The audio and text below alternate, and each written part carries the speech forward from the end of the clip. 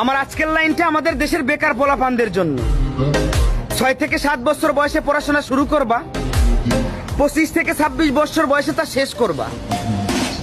এবার মা বাবার কাছে পর্যাপ্ত পরিমাণ টাকা না থাকায়, অফিসে মামা খালু না থাকায় বছরের পর বছর ঘুরেও চাকরি মিলতেছে না।